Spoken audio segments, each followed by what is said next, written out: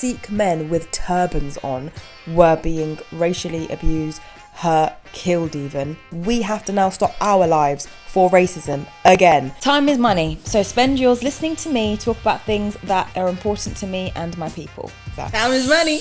And where do I start? It has been a whirlwind. I was in Portugal. I went to a beautiful wedding of our two friends. My partner was actually groomsman, and it was just a beautiful, beautiful celebration of love. So, divine. After the wedding, we had a bit more of a holiday, so we went to like the beachy areas and we just had lovely beach days and really nice time. Great. A day before I come home, I go on Instagram and I'm horrified by what I see. I see a video of, I'll call them EDL followers, burning down or attempting to burn down an asylum seeker centre. And I'm like, what? Confused. Start Googling, start seeing what's happening, and I was just really, really horrified, and I was really spun by this. And my partner was like, what are you getting so upset about? This not going to happen. Like, they're just idiots, don't let it bother you. And then I started seeing 2 black men attacked, an Asian man stabbed, a young woman's hijab pulled off her head, like all of that. And as an Asian looking person, and when I say Asian, I mean like South Asian, so brown basically. I know some people identify Asian as Chinese, Thailand, etc. But for me, I think in most of the UK, Asian pretty much means South Asian. You could say South Asian, I guess, to be more specific. Let's say that, South Asian. For any South Asian person, anytime there's Islamophobia, period, no matter what religion you are, Hindu, Sikh, Christian, Buddhist, Jewish, whatever, if you are brown, you are going to panic. Because although there is actually a quite equal percentage of Asian people who are Muslim, along with Arab people, along with Middle Easterns, along with black people, in the UK, because intelligence is quite limited, people just assume if you are brown, you are Muslim. And that was the reality for a lot of brown people, even if they are, black and white, but they are brown in colour, people will still, based on intelligence levels, just assume that person is Muslim. So the first issue here is people think that a religion is a skin tone as opposed to a religion that can be picked up by anyone in the world. And I would like to think that people are less thick than they were when 9/11 happened, because 9/11 saw a huge amount of hate crime towards all Asians. I'm talking Sikh men with turbans on were being racially abused, hurt, killed even. More in America, but there was still that air of fear in the South Asian community. And that's the first thing. So I'm seeing Islamophobic motivated attacks and I'm already thinking, oh God, here we go. The reason for this is because of the tragic murder of the 3 young kids in Southport by a young man. Now, I have a lot to say on this because I'm not for a second taking away from the horror that is. And obviously it shouldn't have happened. And obviously it's a gross injustice. But with the country, be it the UK, being as racist as it is, with the death of George Floyd only being not that long ago, it's still quite fresh for people of colour, with there being a huge outpouring of this apparent big understanding that we now have in the UK, and people are way more woke and aware, and I'm getting white people messaging me all the time saying, I'm ashamed that I never asked questions, I'm ashamed that I never did this. With all of that new self-awareness that we apparently have now as a nation, and particularly in the white communities, why do we think it's appropriate to leak or share a picture of a young black, potentially, maybe or maybe not, Muslim man who has done these crimes? Yes, people need to be named and shamed, but we still don't have a picture of the killer of the young black boy in Hainault in East London who was attending Bancroft School. We don't have a picture of that. We rarely get pictures of white people who commit horrendous, obscene crimes. And that is the first issue that I have found with this whole situation. Why did you put a picture up? And why was it left to the, like I said, low intelligence British public to decipher the facts from this? Now, if you're listening to this podcast, I already know you're smarter than that, because you've used your phone to find another source of, I guess, media, not necessarily informational news, but the topics I cover in this podcast are niche in comparison to what the average Joe living in Rotherham is interested in. So I shouldn't be offending anyone who listens to this. However, you may well have close family or friends who this is at. So I apologise for that in advance, but at the same time, I'm speaking the truth, and you'll know that. It might make you feel uncomfortable, but you'll know that I'm not lying. If you are a massive follower of BBC News or ITV News or any of the news outlets in the UK, and that is your only source of news, like it is for most of our parents, my parents included, then you are already going to be a victim of the media's strategy to keep the rich rich and the poor poor. And I don't just mean in money, I mean in intelligence. I have been accused of being anti-white and I don't like white people, and I've been told those things. On TikTok I get it all the time. You've got a victim mentality. Oh, stop crying, there's not really that much racism. What are you talking about? All of that. Why do you hate white people? I get stuff like that all the time. And I just think it's that I'm just honest about what's going on.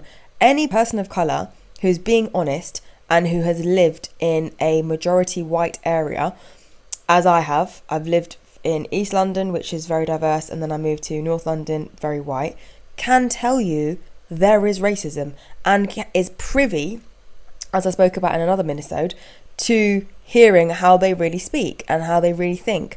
And it's not just racism that's open and, you know, getting beaten up or abused or racial slurs. It's laughing at people's cultures. It's making people feel bad about the food that they might eat. It's alienating people because they follow certain traditions and festivities. It's taking the piss out of people's accents or people's parents' accents and thinking there's nothing wrong with that. These are all situations and things that the majority of people of colour have lived through and often haven't known or had the tools to fight against, because we aren't taught that. We are a generation where the majority of our parents, if they were born in this country, have assimilated quite a lot so that they are under the radar and not a target, which is totally understandable.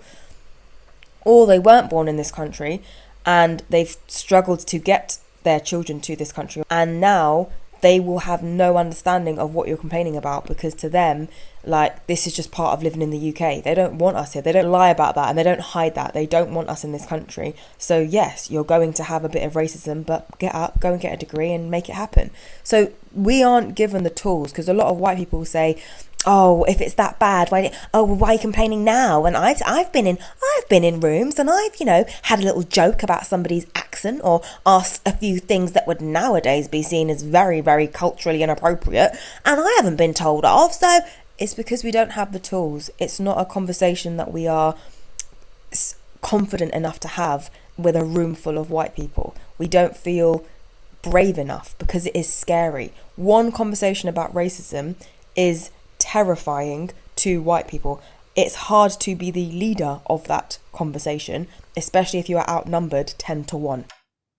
So I'm angry that they showed the picture, and as we found out now, there's misinformation, and actually somebody said that this person was of Muslim/Asian heritage. Then it turns out it's a young black man who's actually reverted to Islam but is from a Christian family. It's clear that this young man was very unwell, and that isn't something that, you know, a sane person does.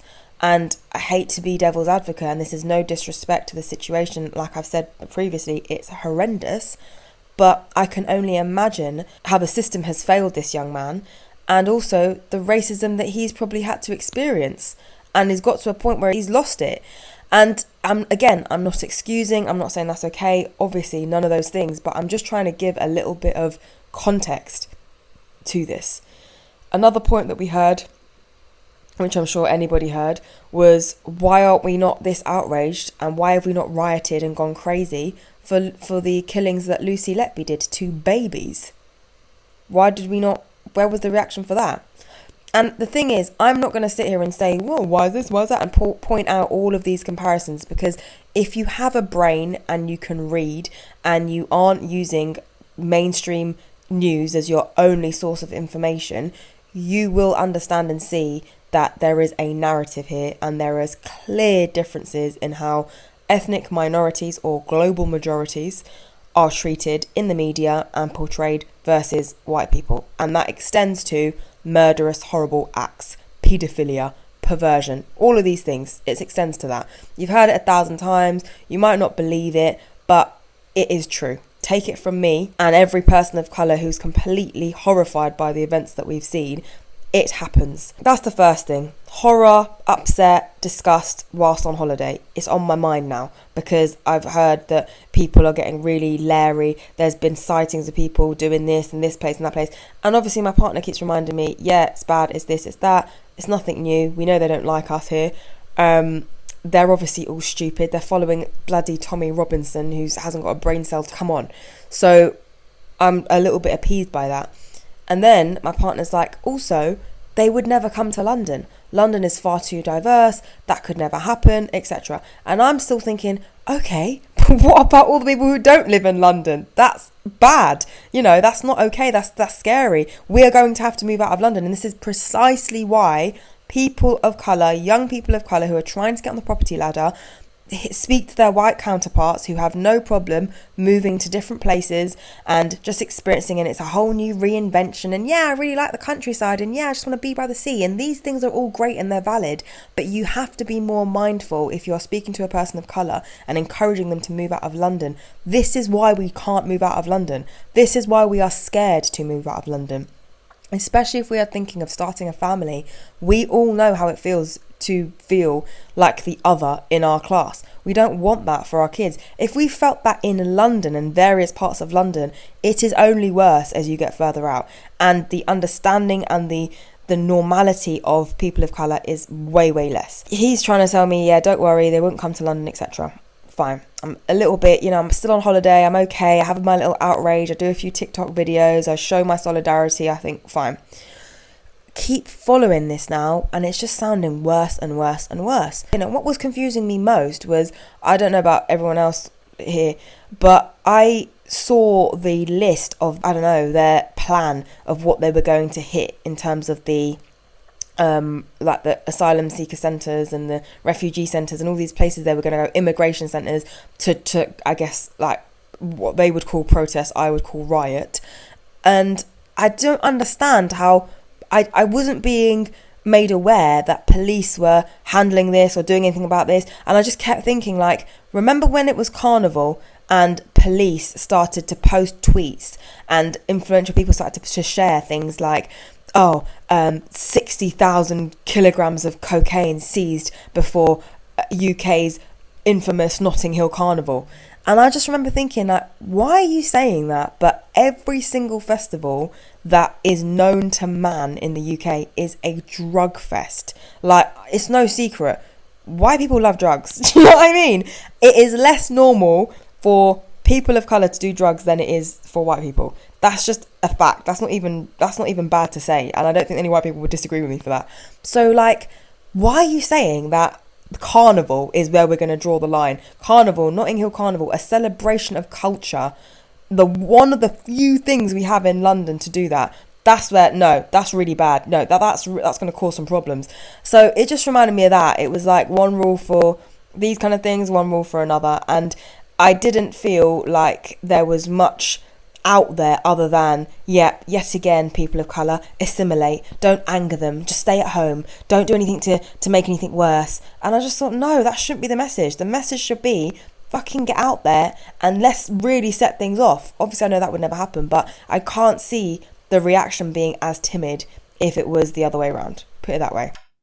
Wednesday comes, we get back on Tuesday night. Wednesday is this big day where they're going to go from 7pm. All the messaging from everyone is stay at home, don't leave. I'm having people who live in different countries, friends calling in, checking in on me, being like, yeah, please just don't go out, like it's not worth it. All of that. So again, we're feeling scared in our homes. We're not allowed to do this. We have to now stop our lives for racism again.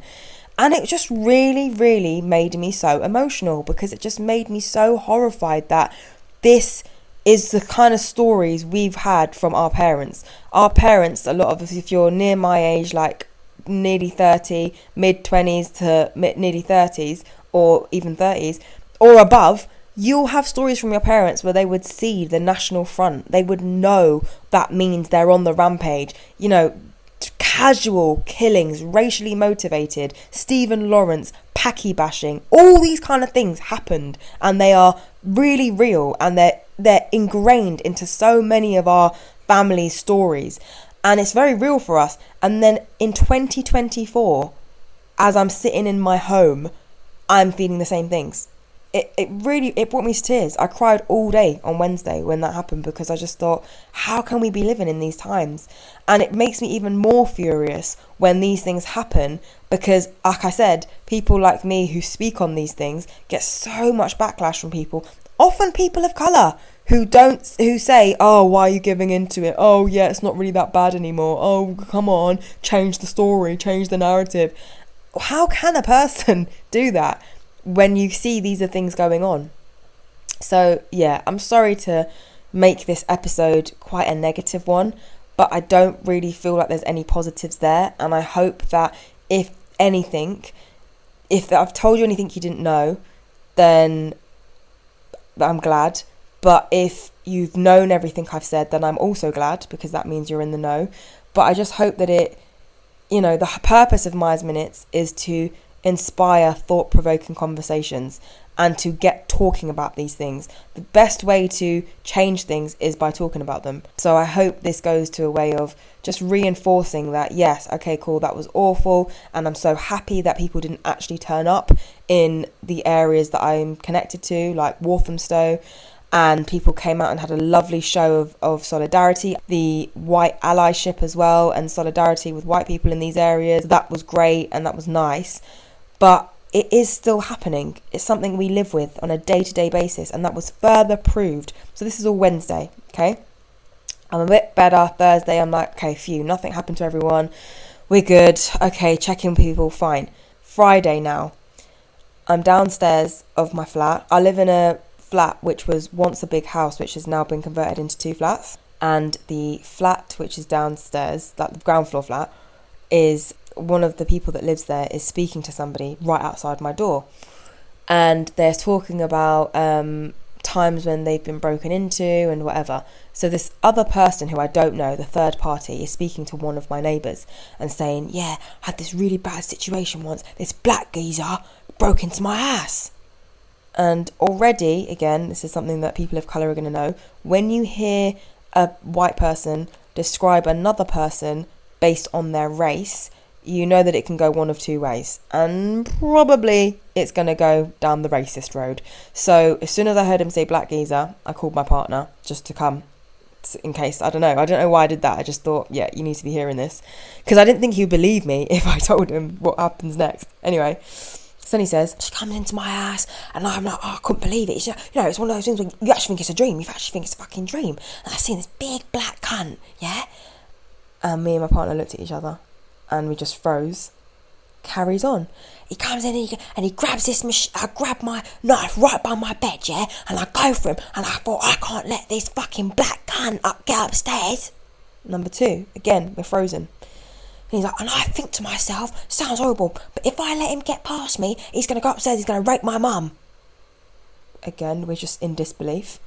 And then he says, so I open the door, I follow him down, it's completely starkers. I said, oh, you fucking black cunt. And at this point, my partner goes upstairs, puts a top on, because he's currently topless, and he opens the door, and the guy's like, you alright, bruv? And he's like, yeah, sorry, do you think are you okay? And he's like, yeah, I'm good.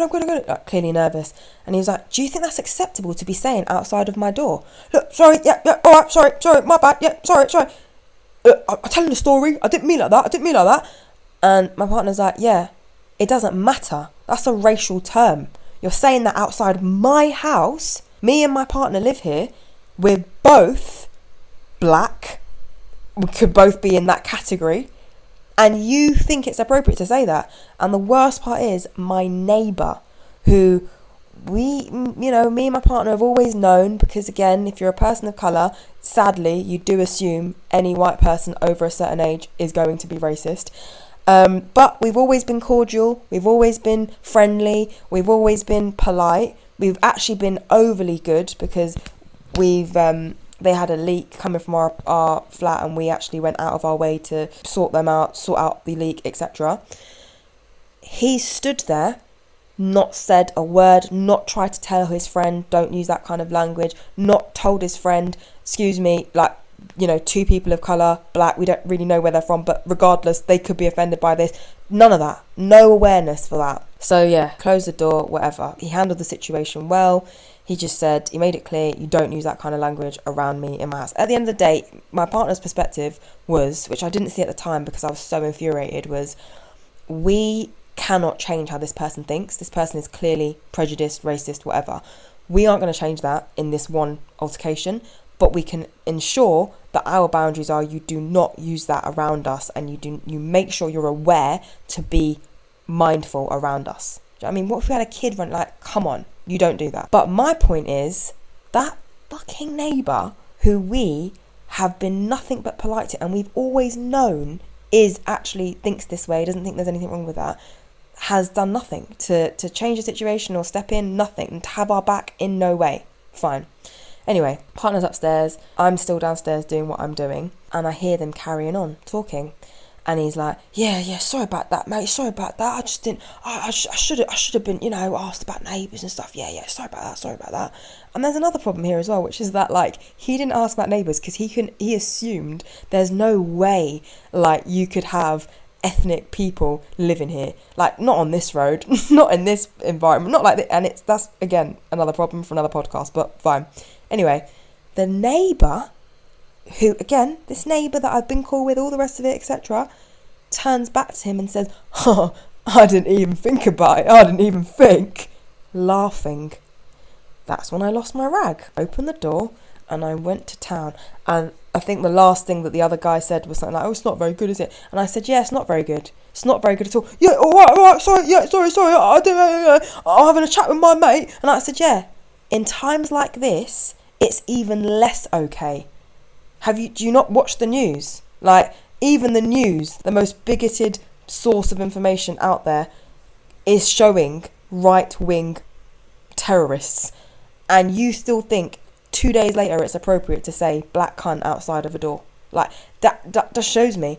And I said, so yeah, in times like this as well. Yeah, all right, sorry, yeah, sorry. I was telling a friend a situation. It was the scariest thing that happened in my life. I said, if you came into my house right now and robbed me, would it be appropriate for me to call you a white cunt? Would that be okay? And the thing is, even if I didn't say this to him, but I'm just saying it to you guys. Me saying that isn't a racial term because there's been no oppression to white people. So I'm not saying it to, like, as a racial term. It would just be like, it wouldn't even make sense for me to say it. Do you know what I mean? But I was just trying to demonstrate a point to him. And he's like, yeah. And I said, yeah, it's disgusting. I can't believe you thought that was appropriate or whatever. And he's like, yeah. And then I slammed the door. My partner's calling me, Maya, come inside. And I'm like, no. And he's now been like, look, I understand you're frustrated, blah, blah, blah, but I've already handled it, etc. And I just thought, yeah, but I'm sorry, I'm not going to sit there and let them nudge each other and giggle at our expense. We've already been made to feel so uncomfortable in our own home. And now it's okay for them to laugh and joke about it. No. So yeah, I really lost it. And it was just another shitty reminder that, even though you think, oh, this is so far away, this is happening in Middlesbrough. Nope, people want to come to Walthamstow. Oh, at least they didn't turn up at Walthamstow. They knew better. Nope, they're outside your door. So yeah, I guess the sentiment of this episode isn't really a positive one. It is me just airing my frustrations generally and otherwise at racism, and I appreciate the listens. And I could have come today with a nice, happy, sappy episode about my holiday, which I really wanted to do, and the celebration of love and my perspective on marriage, and I wanted to do that. That episode is pending, but I've got so much fury right now that it would be fake of me, and I'm nothing if I'm not real. Am I right? Please continue to share, subscribe, feedback, tell me what you think. get in touch, and I look forward to bringing you a happier episode next week. Have a great week, everybody. Thanks for listening. Bye.